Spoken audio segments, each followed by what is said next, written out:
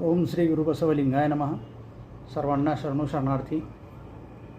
मी सुनील हेंगणे, लातूर. जगज्योती, समतानायक, लोकशाहीचे जनक महात्मा बसवण्णा यांच्या जयंतीनिमित्त आज या ठिकाणी लाईव्ह येण्याचा या ठिकाणी उद्देश आहे. महात्मा बसवण्णांची ही जयंती संपन्न होते आणि म्हणून महात्मा बसवेश्वरांच्या आचार, विचार आणि शिकवणुकीचा लोकांपर्यंत प्रचार प्रसार झाला पाहिजे आणि म्हणून या निमित्तानं आपण अशा सुसंवाद साधू इच्छितो. जगज्योती महात्मा बसवण्णा हे 12व्या शतकामध्ये कर्नाटकच्या बसव कल्याण या भूमीमध्ये यांचा हा कार्यकाळ संपन्न झालेला आहे. तसे पाहता महात्मा बसवण्णा हे आजच्या मंगळवेढा तर्दवाडी विभागातील बागेवाडी या गावामध्ये त्यांचा जन्म झाला.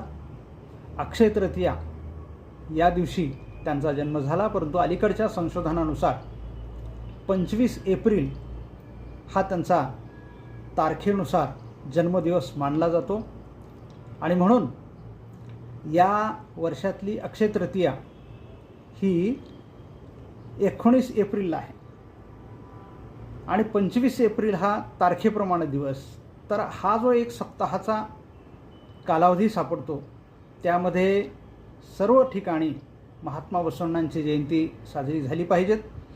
आणि जयंती साजरी होत असताना आपण मिरवणूक असेल किंवा इतर उत्सव असेल हे तर करतोच, परंतु माझी एक प्रामाणिक इच्छा आहे की महात्मा बसवण्णांच्या विचाराचा, त्यांच्या वचन साहित्याचा, त्यांच्या शिकवणुकीचा प्रचार प्रसार चर्चेच्या माध्यमातून, व्याख्यानाच्या माध्यमातून, आमचे अनिकेत पाटील आहेत उमरग्याचे, ते अतिशय सुंदर पोवाडा गातात.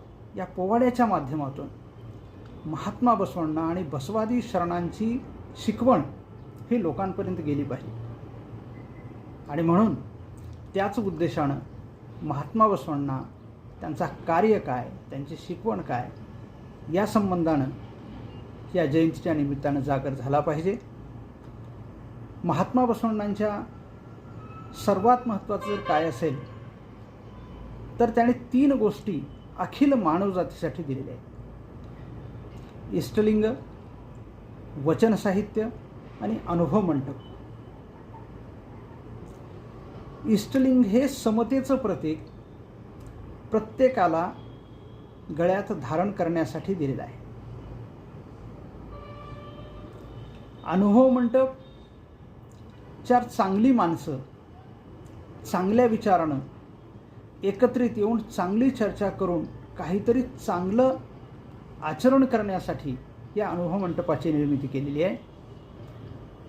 आणि वचन साहित्य हे जसं आपण मराठीमध्ये अभंग, कबीराचे दोहे असतात तसे बसवादी शरणांचे वचनं ही लिंगायत धर्माचे कायदे आणि कानून आहेत असं म्हणलं तर वावगं होणार नाही.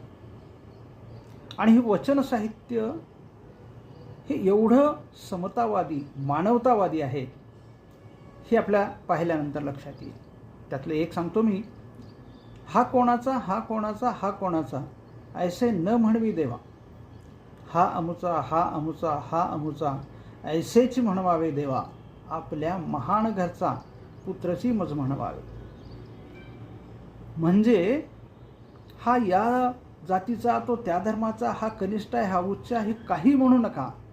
तर सारी माणसं ही समान आहेत आणि ती आपल्या घराची पुत्र आहेत या समजुतीनं वागावं. ही एवढ्या मोलाची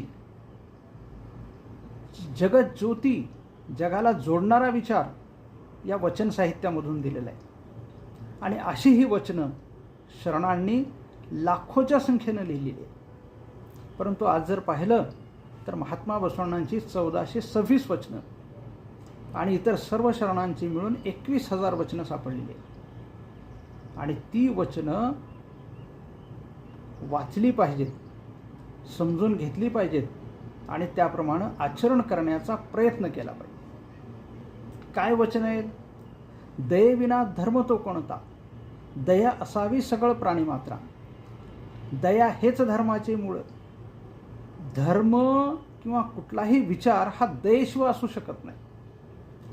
अशा प्रकारची साधी सोपी वचनं या शरणांनी लिहून ठेवलेली आहेत. आणि म्हणून मी नेहमी म्हणत असतो की वचनं ही लिंगायत धर्माचे कायदे आणि कानून आहेत. आणि म्हणून प्रत्येक लिंगायत व्यक्तीनंच नाही तर सर्वच मानवतावादी लोकांनी ही वचनं वाचली पाहिजेत. आमचे बसव समितीचे आदरणीय अरविंदजी झत्ती साहेबांनी 29 भाषेमध्ये या वचनांचं भाषांतर केलं. अनेक भाषांमध्ये भाषांतर झालं. एक अतिशय अवर्णनीय प्रसंग आहे. काश्मीरमध्ये ज्यावेळेस या वचन साहित्याचं भाषांतर होत होतं त्यावेळेस अनेकांनी विचारलं, अरे की बाबा ये तो लिंगायतों का वचन साहित्य है और ये आप सब लोग कैसे कर रहे हैं? तर त्या लोकांनी सांगितलेलं वाक्य फार महत्त्वाचं आहे. ते म्हणाले कि ये वचन साहित्य ये इंसानियत का खजाना है.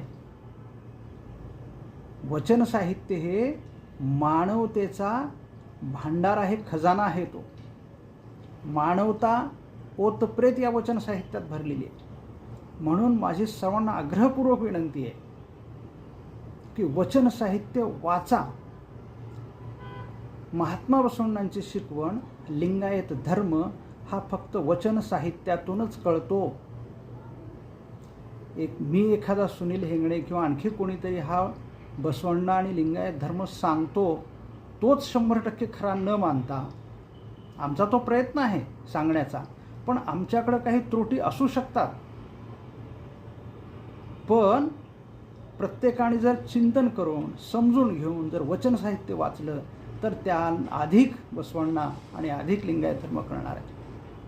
लिंगायत धर्म एवढा सहज अगोदरच म्हटलेला आहे की सरळ आणि सहज धर्म आहे. लिंगायत हा आचार धर्म आहे. लिंगायत हा बहुदेव उपासनेकडून एकदेव उपासनेकडे जाणार आहे. लिंगायत हा स्थावर लिंगाकडून इष्टलिंगाकडे जाणार आहे. लिंगायत हा जातीकडून नीतीकडे जाणार आहे. कर्म सिद्धांताकडून कायक सिद्धांताकडे जाणार आहे. अनेक जण म्हणतात कर्म आणि कायक काय फरक आहे? खूप फरक आहे. जसा की दान आणि दासोहामध्ये फरक आहे. दानाकडून दासोहाकडे जाणार आहे. खूप फरक आहे. आणि हे जर समजून घ्यायचं असेल तर फक्त आणि फक्त वचन साहित्य आम्हाला वाचलं पाहिजे. व्यक्तिप्रभुत्वाकडून प्रजाप्रभुत्वाकडे जाणारा हा धर्म. आमच्या भीमराव पाटलांनी वचन साहित्य आणि भारतीय संविधान या विषयावर PhD केली. ज्येष्ठ लेखक पत्रकार रमजान दर्गा याने बसवेश्वरांचा विश्वसंदेश या पुस्तकामध्ये संयुक्त राष्ट्रसंघामध्ये असलेली 33 तत्व या वचन साहित्यामध्ये कशी कुठं आलेली आहेत, किंबहुना वचन साहित्यातून हे या संयुक्त राष्ट्रसंघामध्ये ही कशी तत्व गेलेली आहेत याचं विवेचन खूप चांगलं केलेलं आहे. ज्ञानाला गुरु मानणारा, अरिवे गुरु असं मानणारा हा धर्म आहे. आणि जेव्हा आज कधीतरी मी पाहतो की लिंगायत धर्म म्हटलं की अनेकांना वाटतं की अरे काय तो सोवळं मानणारा, कर्मकांडी होणारा, हा खरा धर्म नाही आहे. हा जो आम्ही पाहतो तो प्रभावानं अनेकांच्या प्रभावामध्ये येऊन आम्ही सुद्धा तसं वागायला लागलो. परंतु ज्यांनी समजून घेऊन, ज्यांनी वाचन करून, चिंतन करून त्याप्रमाणे वागायला सुरुवात केली तो लिंगायत धर्म आमच्यापासून आणखी खूप दूर आहे. आमची अपेक्षा आहे की तो लिंगायत धर्म जगज्योती असणारा, विश्वगुरु असणारा लिंगायत धर्मतत्व आणि लिंगायत धर्माचा संस्थापक महात्मा बसवण्णा हे जगाला कळले पाहिजे. आणि म्हणून अशी अनेक वचन आहेत. आज मी थोडासा वचन साहित्यावर का बोलतोय? कारण वचन साहित्य हाच लिंगायत धर्माचा आत्मा आहे. तशा अर्थानं इष्टलिंगाचा एक खूप मोठा विषय आहे, समतेचं प्रतीक आहे. कारण ज्या काळामध्ये आमच्याकडं देवाकडं जायचं म्हटलं तर आम्हाला परवानगी नव्हती किंवा अनेक बाबी होत्या. आणि म्हणून महात्मा बसवण्णांनी हा देव तुझ्या गळ्यामध्ये 12 घंटे 24 तास जेव्हा तुला पाहिजे तेव्हा तू त्याची पूजा कर म्हणून हा आमच्या गळ्यामध्ये दिलेला आहे. आणि म्हणून तसाच अनुभव मंडप आहे. या अनुभव मंडपामध्ये विविध जाती धर्माचे शरण यायचे. तिथं भेदभाव नव्हता, उच्च नीच नव्हता, श्रेष्ठ कनिष्ठ नव्हता, स्त्री पुरुष नव्हता. 770 अनुभव मंडपामध्ये 70 शरणी होत्या. शरणींनी वचन साहित्य लिहिलेलं आहे. आणि म्हणून हा अत्यंत महत्त्वाचा हा जो विचाराचं भांडार आहे, साहित्याचं केंद्र आहे, विश्वविद्यालय होण्या इतपत ज्याची योग्यता उच्चता आहे, तो लिंगायत धर्म, ते वचन साहित्य काश्मीर लोकांच्या भाषेमध्ये इन्सानियत का खजाना आहे, ते लोकांपर्यंत गेलं पाहिजे. म्हणून मला वाटतं की बसव जयंतीच्या निमित्तानं प्रत्येकाने हा विचार आपण करूया आणि हा विचार लोकांपर्यंत पोहोचवण्याचे अनेक उपक्रम आपण करूया या जयंतीच्या निमित्तानं, असं मला वाटतं. खूप काही आणखी सांगण्यासारखं आहे, परंतु प्रत्येक गोष्टीला काही मर्यादा असतात आणि म्हणून शॉर्ट बट स्वीट या ठिकाणी हा देण्याचा प्रयत्न केला. अशाच प्रकारचे लोकोपयोगी उपक्रम राबवून महात्मा बसवण्णांची जयंती साजरी करणं हे आजच्या काळाप्रमाणे योग्य आहे असं मला वाटतं. परत एकदा सर्व अखिल बसवादी शरणांना साष्टांग शरणो शरणार्थी सादर करून या ठिकाणी थांबतो. आपणा सर्वांना सुद्धा शरणो शरणार्थी.